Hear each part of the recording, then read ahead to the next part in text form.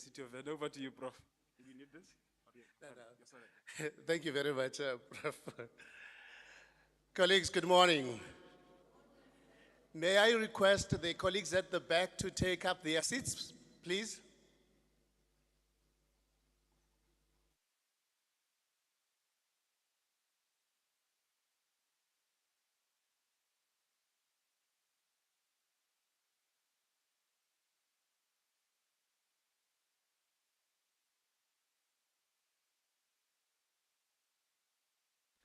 Thank you very much, colleagues. Once again, good morning to you all. Good morning. Nda. Molweni. Sanbonani. Goeiemorgen. Bonjour.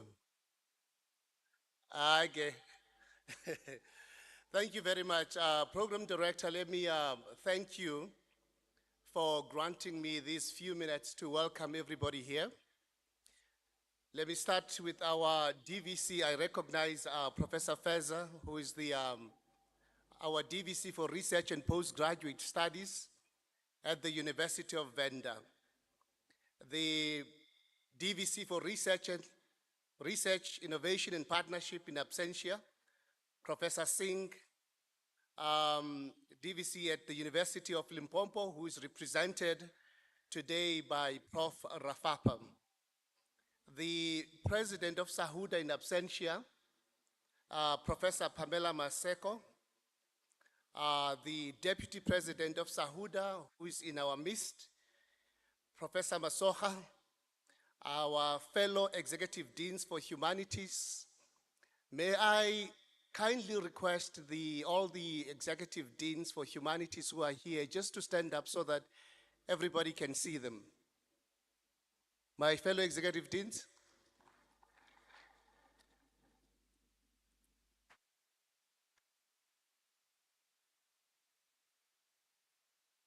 Thank you very much for that. Our honorable guest speakers from yesterday's session and those for today, our students and emerging and established scholars, all the conference presenters and participants, and the diverse stakeholders who are present here. On behalf of the conference organizing committee,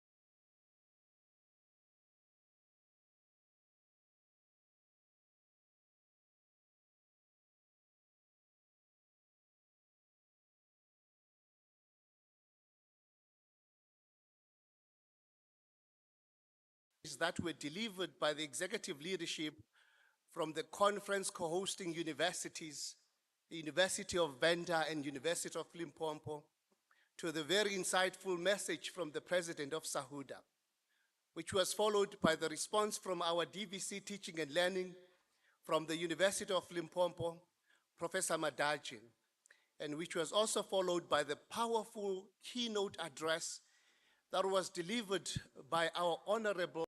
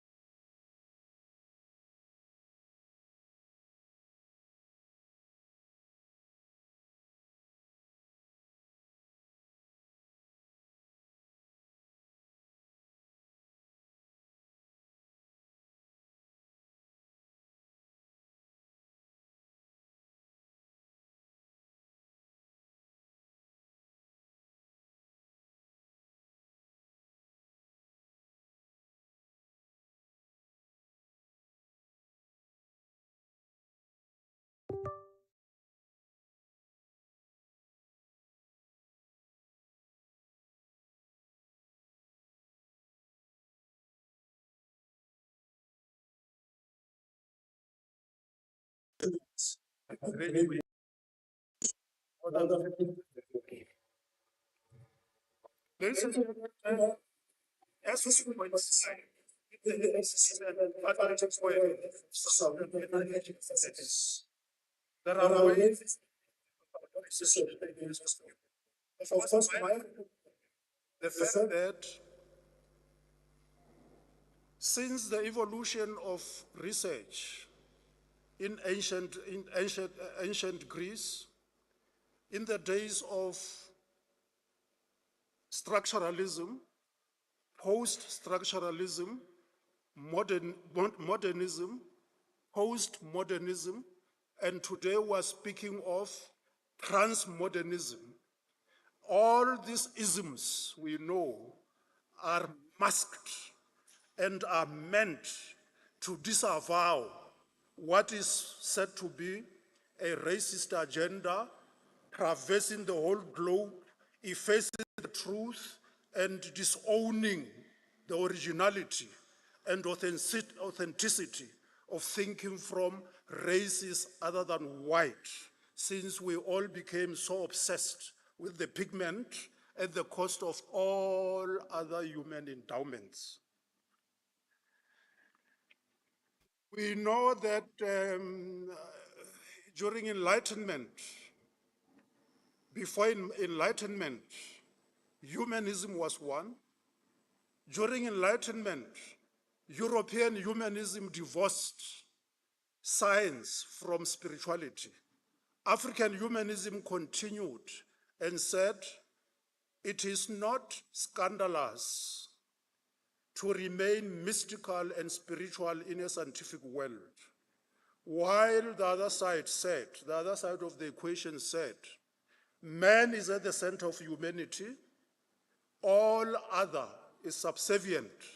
But today the same people are saying, speaking in folk chants, in eco-critical literature, they are saying, man is not the center of the world. Nature is at the center and all the components are equal. Man, water, air, animate nature, inanimate, trees, lakes are all equal, and that's why they are now talking of eco-criticism, which was always there in African thinking.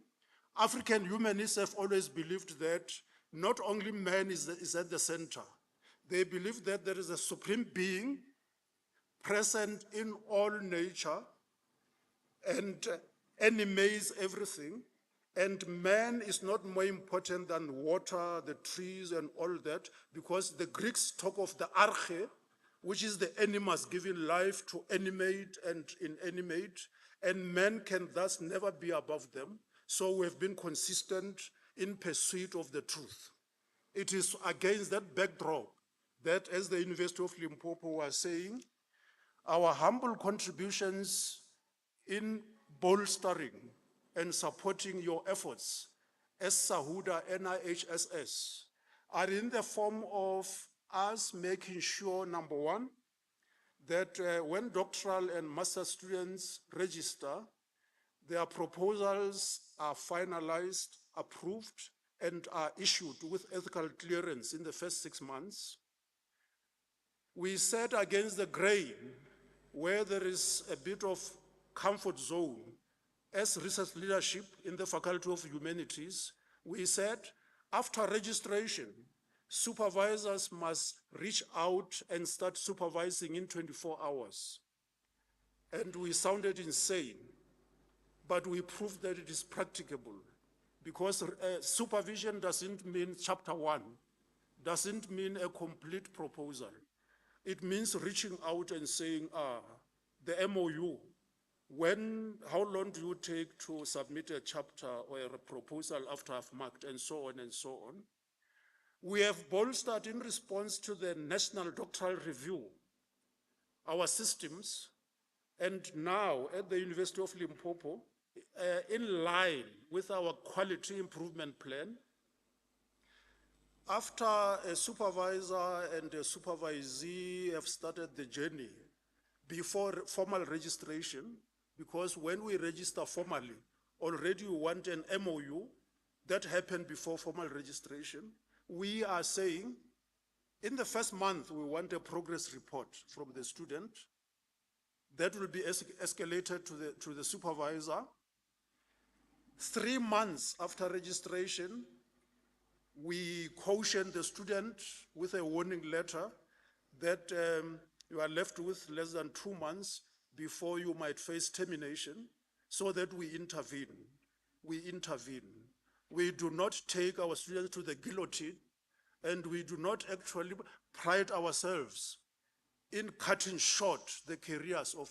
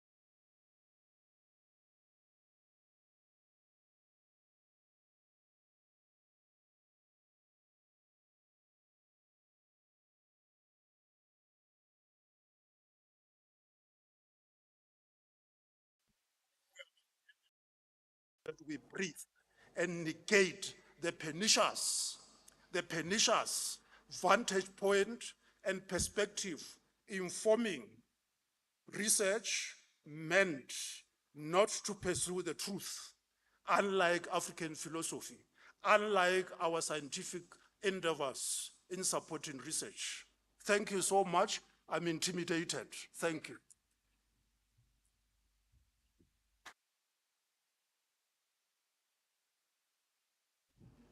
Thank you, Prof. Rafapa. Mine was not to intimidate you, but just to remind you of the time. On that note, colleagues, I can continue. All right, thanks. Once again, let me announce that we have the book of condolence over there in honor of Professor Masemola. So let's keep on penning down our messages in the book there. He was also a member of the Sahuda, so please feel free to write those messages in the book there. So without wasting much time, I'm going to then call upon stage Professor Masura to come and introduce our keynote speaker. And of course, this item was supposed to be tendered by Professor Mashiga. Unfortunately, he's not here. So Professor Masura, please ascend the stage to introduce our keynote speaker. And of course, Professor Masura is the Executive Dean of Faculty of Humanities at Free State, the University of Free State. So he will do us the honor. Over to you, Prof. Yes, good morning, Colleagues, you are not alive. Are you alive? Morning. Yes, it's much better. Yes. Colleagues, my duty is a very small one to introduce to you Professor Feza, who is currently the Deputy Vice Chancellor of Research and Postgraduate Studies. I nearly laughed a bit because earlier on when, I can't remember who said RIP, which actually stands for rest in peace. Probably, I hope it doesn't stand for that, Professor Feza. Rest in peace. Research, innovation, and partnerships. I think we are really privileged, especially to see now a cohort of women leaders coming up and really leading in the academia. And I think it's important, earlier on when Professor Bantwini was asking that we should have a number of deans who are present here to stand up, and we saw that a number of them are women, and I think we should clap hands for that. Yes, and I'm saying this because, and I know I'm not supposed to be making many comments, but we can see how different it is now to have women deans and leaders, even at the level of the DVC. And therefore, we really appreciate that fresh off this new weather which is coming in. Professor Nkosi, that you are bringing in at UNISA, Professor Shokani, Professor Mauto, Professor Feza, and others actually who left because they've got other commitments. So it is actually wonderful to see that.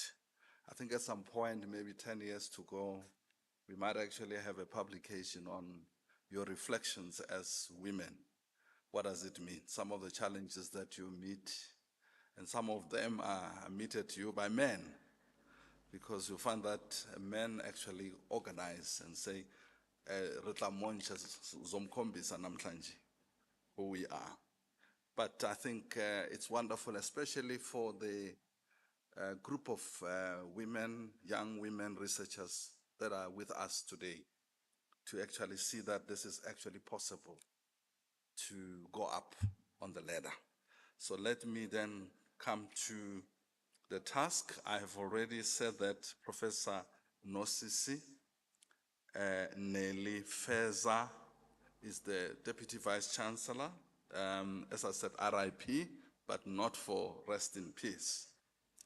Professor Feza provides intellectual leadership and vision for the University of Venda in the area of research, innovation, knowledge exchange, and postgraduate studies. I think I need to add, and partnerships and collaborations. I think this should have been added on the profile here. Professor Feza obtained her PhD in mathematics education from the State University of New York at Buffalo in the United States of America, and a Master's of Education, Mathematics education from Nelson Mandela Metropolitan University. She is a recipient of a Fulbright scholarship for a PhD program in the United States of America. Also, a recipient of the inaugural Leroy and Margaret Callahan Scholarship, and a recipient of a Leeds Bazaar UK. Can we clap hands for her? And as expected, I mean, a DVC in research must publish. She is well published, so you lead by examples. So she has really done even more than 25 articles. And she is, I see that it's not written here, she is an NRF-rated scholar, I know about that. It's not indicated here, but she is. And she also has published reports and book chapters and a book that she published and conference proceedings that she has published. So she is a solid a well-established researcher. And we're really privileged to have you, Professor, this morning. We're really looking forward to your presentation. Her keynote address is titled Agility of Higher Education Addressing and Capitalizing on Mental, Psychological Abnormalities and Deviations of Today's Societies for Sustainable Development. And I think it's a pleasure and honor for me to invite Professor Feza to come and address us. Let's welcome her.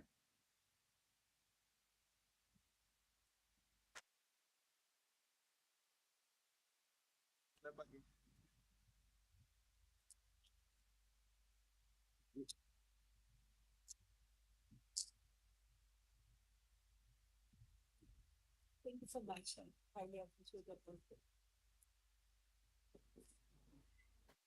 Good morning, colleagues. Professor Feza is the shortest person in the room. So as I was sitting there, I was thinking, hey, trying to measure myself here. At least I feel a little bit better. And I was asking Prof. Bantwin, will I make it behind the podium? I would like to appreciate and the honor of having all our universities represented here. I want to acknowledge the presence of our University of Limpopo and all the seniors that are here, executive deans for this wonderful morning. And oh yeah, because really I'm not good with that one. And also I'm such a mobile person, so it's difficult for me to stand in one place like a reverend behind the podium. So please bear with me. I'd like to appreciate our guest speakers who are honoring us in this conference. One of the important things in the academia is to share knowledge and is to co-create knowledge and is to appreciate what knowledge does to the society. So it is wonderful to know that Prof. Sin is with us through breathing that I listened at this morning. It's wonderful to hear that all our DVC research that are honored to be part of this partnership are represented very well here, and I would like to thank the executive deans and deans who decided that this is very important for us to come together. If you look at my topic is saying agility. What do I mean by that? I mean flexibility. I mean being able to move with times and demands. In humanities, as we come here together, we have a huge role to play.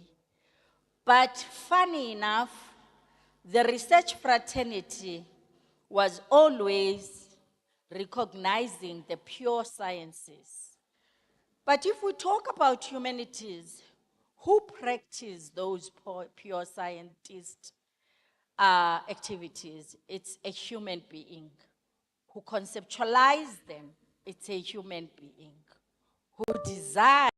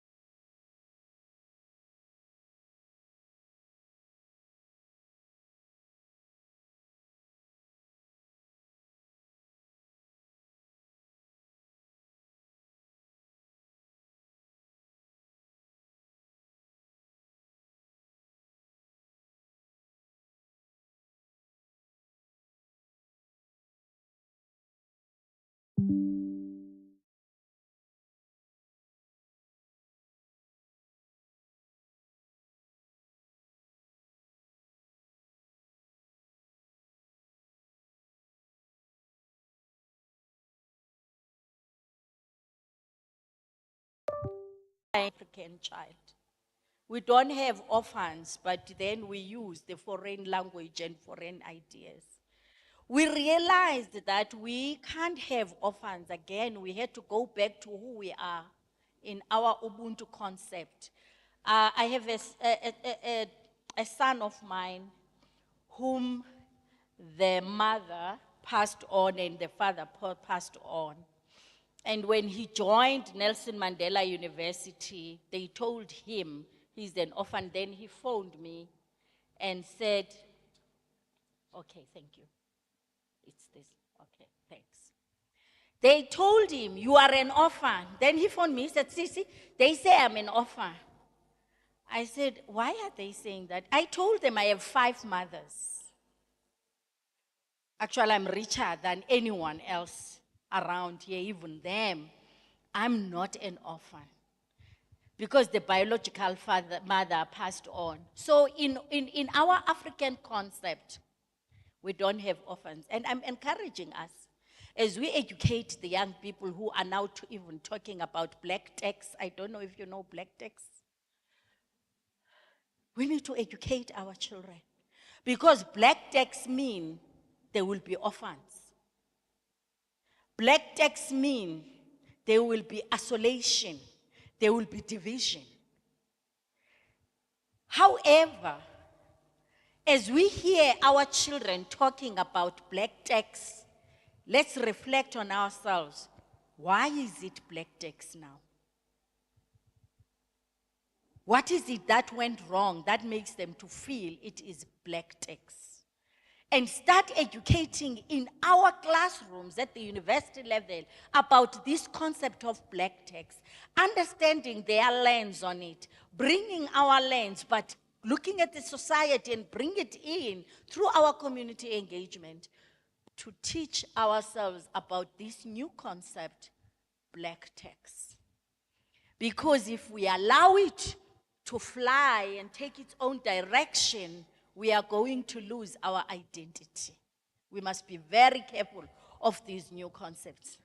So I am bringing that concept as you can see it. I want you to look at Ubuntu. What does it mean? It means I am because we are. So I am nothing without you. That's what it means. And I heard the recent colleague who was talking about breathing also saying the air is part of that, the water, the land. So I am because of the land, I am because of the air, I am because of the water. Until I understand that, the research I conduct will be useless and not impactful to the society. So I am bringing this concept in my talk, as I say, agility of higher education in addressing and capitalizing on mental, psychological abnormalities and deviations of today's society for sustainable development. We all know what COVID-19 did to us. I don't know about you. At Univen, we still have meetings that can end at 9, 1 ended at midnight one day. And I was like, what have become of us? We are no longer humans. We changed ourselves during COVID to machines.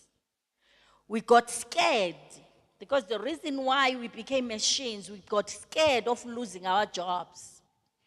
We avail ourselves 24 hours to our bosses. We lost our voices. We couldn't say, no, I can't have a meeting at 6 o'clock because it's family time. We couldn't say no. And now we are machines. Then what is happening to our mental beings? Were we born to be the machines we have become?